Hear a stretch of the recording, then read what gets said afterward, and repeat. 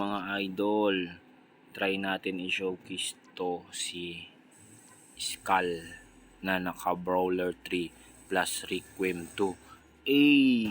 GG GG GG GG GG GG GG GG.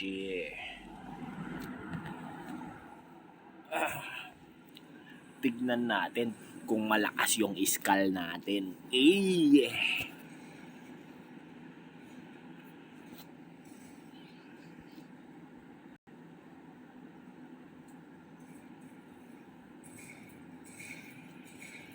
Lagay muna na tayo ng defender.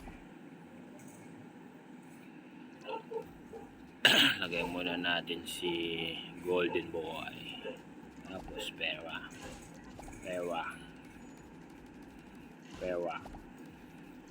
Si Pink Rockstar. Si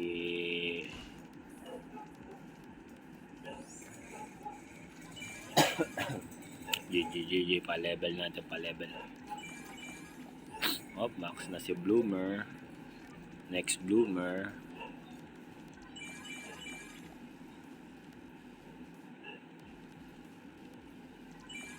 Max na rin. Next Bloomer. Max na rin. Si Pink Rockstar.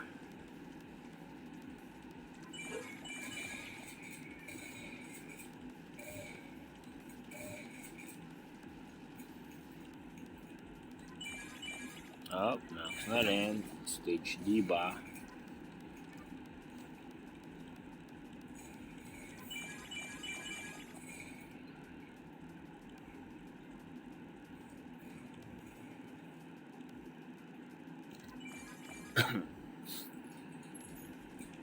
Max na rin. GG Skull.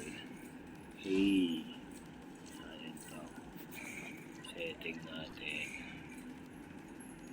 Skill damage. Yan. Boom. Tumatalon agad si Skull. Tas 1 times lang. Para feel natin yung skill. G. 3-9. Idol naka LB to level 90. Pero yung skill 3 neto idol naka boss killer. Kaya medyo mababa yung damage niya. Pang boss lang kasi yung skill 3 niya. Let's G.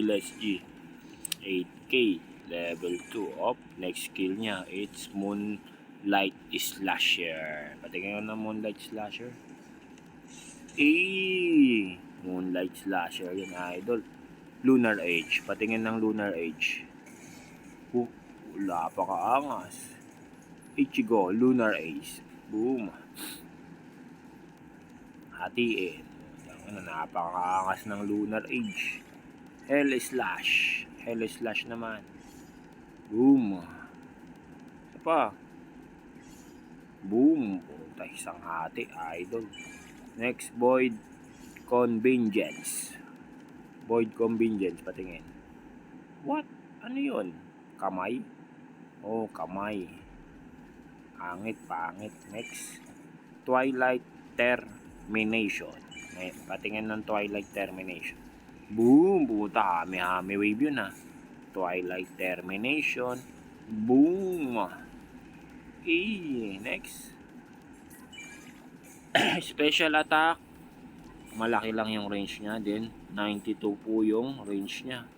Damage niya idol is 240,233. Tapos 4 placement pa siya. 4 po yung placement niya. Tapos ganito damage. Tapos naka-crystal pa. Bugbog talaga. Bugbog pair na talaga yung dito. Boss dito. Kay Skull Vindicator. Ayos ba, G? Yung trades na ito, idol naka Brawler 3 plus Requiem 2. Nice, G.